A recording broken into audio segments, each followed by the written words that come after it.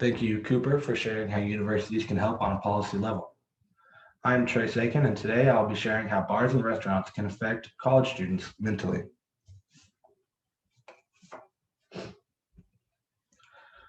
Majority of people, like myself, enjoy going out to bars and restaurants. They enjoy being in public settings with friends and family.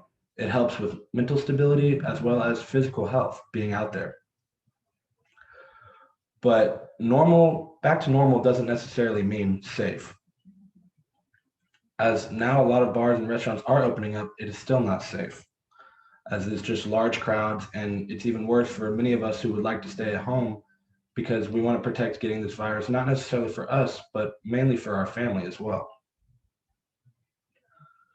In an effort to try to fix this problem for those of us who are not going out to these recently opened bars, I'm in the process of trying to persuade bar owners and restaurant owners to create at least one time a week event for those like me who can go to their restaurants or bars in small groups of people we know have been quarantined or are safe and be socially distant from others.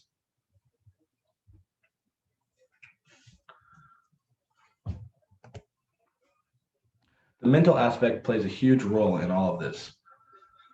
A company called Active Minds interviewed 2,086 students, college students, that is.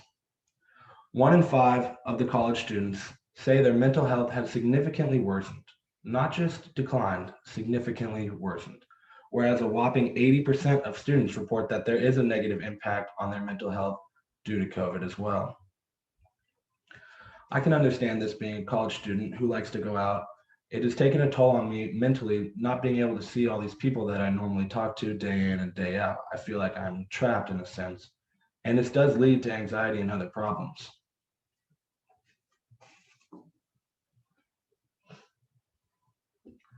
Humans for many years have been wired to do social interactions. They made to digress and interact with other people in conversation. That's how we learn, that's how we meet people, that's how we communicate.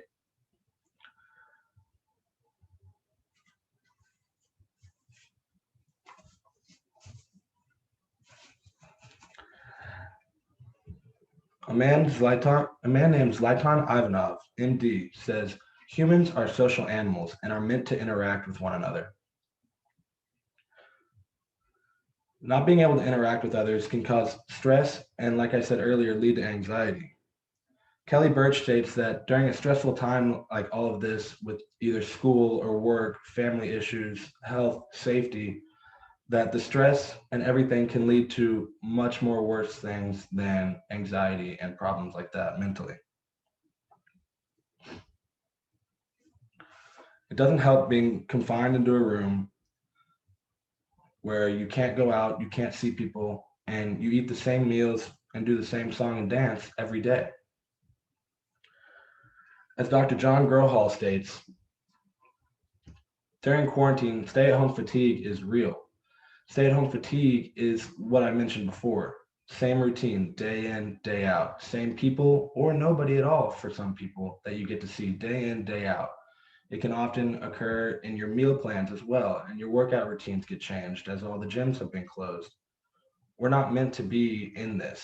As he also goes on later to state, humans weren't naturally built for this kind of constant physical distancing. They weren't built to deny themselves pleasures that they believe they deserve, such as going out to get a bite to eat or going somewhere to drink.